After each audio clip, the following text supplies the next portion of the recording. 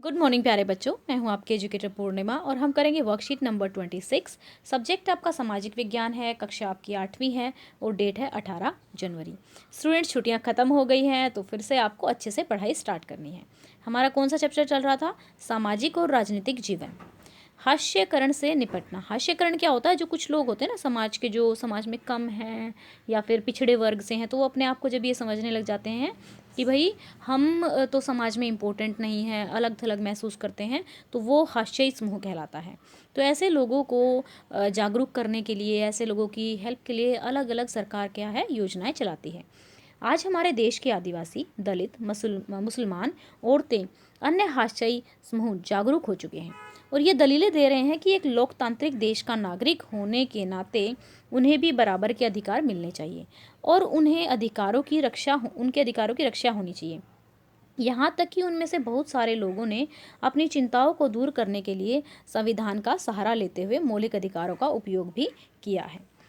मौलिक अधिकारों का उपयोग करना, जहाँ तक हाशियाई तबके की बात है, उन्होंने इन अधिकारों को दो तरह से इस्तेमाल किया है। ठीक है, मौलिक अधिकार हमें दे रखे हैं कि भाई अगर जैसे कि आपके साथ कोई छुआछूत नहीं कर सकता, सभी को इक्वल समझा जाना चाहिए, अनटचेबिलिटी यानी कि छुआछूत नहीं होना चाहिए। तो मौलिक अधिकारों का उपयोग करना, जहाँ तक हाशियाई तबकों की बात है, उन्होंने इन अधिकारों को दो तरीके से इस्तेमाल किया है। ठीक है, कैसे? पहला, कैसे इस्तेमाल करते हैं वो कि भाई अपने मौलिक अधिकार पर जोर देते हुए उन्होंने सरकार को अपने साथ हुए अन्याय पर ध्यान देने के लिए मजबूर किया कि भाई देखो, संविधान में ये लिखा है लेकिन हमारे साथ तो ये चीज़ हो रही है, हमारे साथ तो भेदभाव हो रहा है। तो सरकार को अपने लिए बताया कि भाई हमारे साथ अन्याय हो रहा है। दूसरा कैसे बताया? देखो, दूसरा कैसे बताया? इस बात के लिए दबाव डाला कि सरकार इन कानूनों को जल्दी लागू करे कि भाई जो संविधान में जो चीज़ें हैं उनके लिए उनको जल्दी से लागू किया जाए।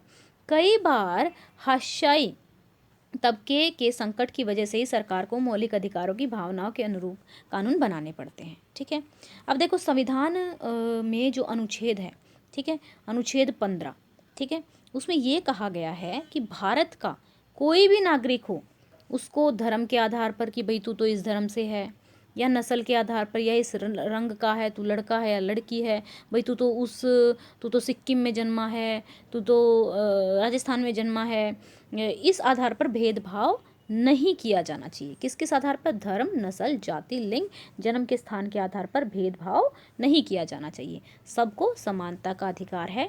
अगर इस अधिकार का हनन होने का मतलब है, इस अधिकार का उल्लंघन होता है, उसको लगता है कोई उसके साथ भेदभाव हो रहा है, तो वो अपनी सुप्रीम कोर्ट में जाकर दलील दे सकता है और वो अपना क्या कर सकता है, अपना प्रोटेक्शन ले सकता है, शिकायत कर सकता है। ठीक है, अब है संविधान के अनुच्छेद 17 के अनुसार अस्पृश्यता या छुआछूत का उन्मूलन किया जा चुका है। यानी कि कोई कहता है भाई तू उस कास्ट का, मुझे मत छुए, छुआछूत है, लाइक तुम तो नीच हो, तुम तो ऐसे हो, वो नहीं करना है। ठीक है, इसका मतलब यह है कि अब कोई भी व्यक्ति दलितों को पढ़ाने में भाई ऐसे कहें कि तुम भिखारी हो, तुम मंदिर में मत आओ, या तुम उस समाज से आते हो, तुम मंदिर में मत आओ, तो वो चीज़ छुआछूत नहीं की जाएगी।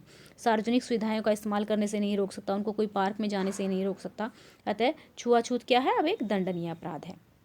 अब हाशियाई तबके के लिए कानून, संविधान को लागू करने के लिए राज्य और केंद्र सरकारें जनजातीय आबादी वाले या दलितों की अधिक आबादी वाले इलाकों में विशेष प्रकार की योजनाएं लागू करती हैं। अब भाई उनको जो सरकार क्या करती है, सरकार उनके लिए क्या करती है? अलग अलग विशेष प्रकार की योजनाएं लागू करती है। कई स्थानों पर आदिवासियों को सरकार की ओर से मुफ्त रियायतें और जो छात्रावास हैं यानी कि हॉस्टल वगैरह उपलब्ध कराती है, उनकी फ़ीस में कमी कर देती है। अब बेचारे इतने पढ़े लिखे नहीं होते तो ज़्यादा परसेंटेज नहीं आ पाती, तो उनकी जैसे उनको एडमिशन के लिए कह देंगे कि भाई नॉर्मल लोगों को अगर 55% चाहिए तो जो हाशियाई समुदाय है उसको 40 ही प्रतिशत चाहिए एडमिशन देने में। ठीक है, बहुत लिमिटेड सी वो रखती है। तो असमानता को ख़त्म करने के लिए आरक्षण की व्यवस्था भी की गई है, जिसे शिक्षण संस्थानों और सरकारी नौकरियों में दलित आदिवासियों के लिए सीटें आरक्षित रहती हैं। कॉलेज, खासतौर से मेडिकल कॉलेज में भी दाखिले के लिए न्यूनतम अंक सीमा तय की हुई है। साथ ही इनके लिए विशेष छात्रवृत्ति यानी कि स्कॉलरशिप का भी प्रावधान दिया गया है। ठीक है, क्रियाकलाप। हम सब इंसान हैं और हम समान हैं। इस वाक्य पर 10 लाइनें लिखिए या कोई चित्र बनाइए। ठीक है, आपको क्या करना है, आप कैसा चित्र बना सकते हैं? हम सब इंसान हैं और हम सब समान हैं। तो आपको 10 लाइनें लिखनी है। किस तरीके से लिखेंगे? इसमें लिख सकते हैं कि भाई हम सब मानव हैं। ठीक है, हम में हम सब इस तरीके से लिखेंगे, अपने आप लिखेंगे हम सब, पहली लाइन होगी हम सब मानव हैं। ठीक है, मानवता हमारा पहला धर्म है। क्या धर्म है हमारा? मानवता हमारा धर्म है। हम सबको समान अधिकार हैं। तीसरा लिखेंगे हम सबको समान अधिकार है।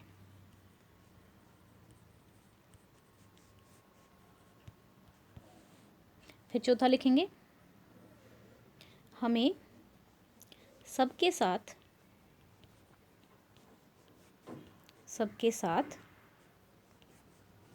मित्रता, समानता का व्यवहार करना चाहिए। ठीक है, हमें सबकी भावनाओं की कदर करनी चाहिए।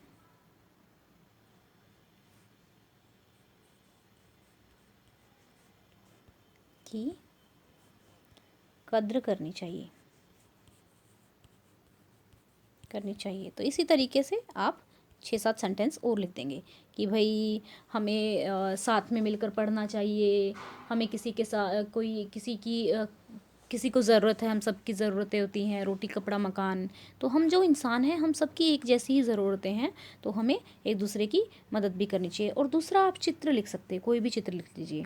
तो आपको क्या करना है, कोई भी चित्र बना सकते हैं कि भाई एक इंजीनियर का बना दीजिए, एक मुस्लिम का बना दीजिए, एक हिंदू का बना दीजिए। जैसे मुस्लिम का बनाएंगे तो उसको एक ऐसे टोपी पहना देंगे, है ना, मतलब लाइक इस तरीके से टोपी पहनते हैं ना वो, तो ऐसे दाढ़ी सी बना के मुस्लिम का। और क्रिश्चियन का बनाएंगे तो डिफरेंट टाइप का बना देंगे, ईसाई का। उन सबको एक लाइन में खड़ा कर दीजिए और उस पर लिख दीजिए हम सब इंसान हैं, हम समान हैं। तो दोनों में से आपको एक काम करना है, तो 10 लाइनें लिखनी है या कोई चित्र बनाना है। चित्र मतलब ऐसा होता है ना, जैसे हिंदू लोग हैं माला वाला लेके रखते हैं, क्रिश्चियन है वो अपना हाथ में उनको क्रॉस पकड़ा देना, मुस्लिम है उनको टोपी पहना के थोड़ी सी दाढ़ी बना देना, मतलब ऐसा होता है ना।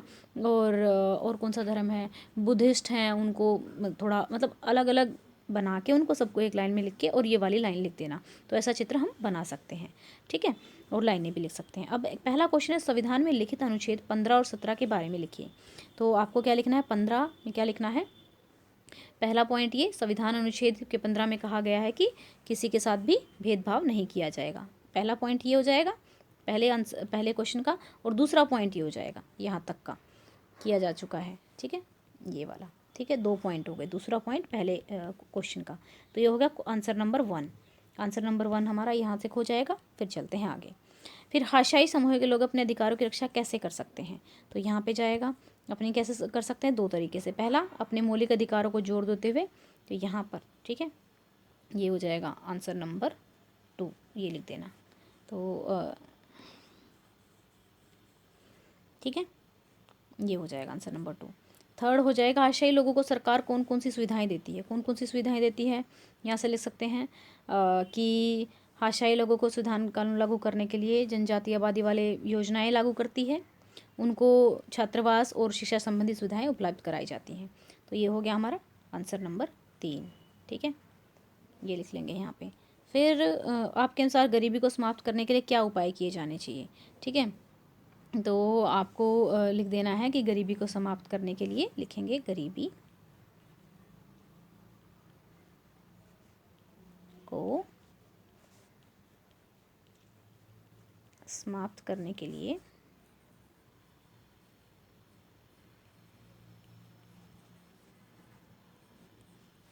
शिक्षा और रोजगार को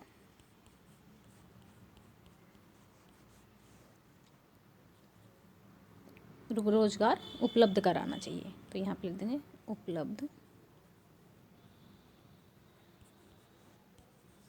कराना चाहिए। ठीक है, ये आ जाएगा कौन सा, आंसर नंबर 4।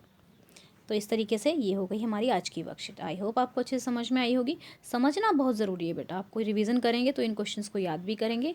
अगर कोई डाउट होता है तो आप कमेंट करके पूछ सकते हैं। अभी तक आपने चैनल को सब्सक्राइब नहीं किया तो चैनल को सब्सक्राइब कर सकते हैं।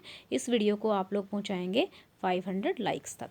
500 लाइक्स तो बनते ही हैं, और आप लोग मुझे सपोर्ट करना चाहते हैं तो वीडियोस को लाइक कीजिए, मेरा मोटिवेशन बढ़ाने के लिए कमेंट कीजिए, डाउट है तो कमेंट करके पूछिए। Thank you, have a nice day, may God bless you.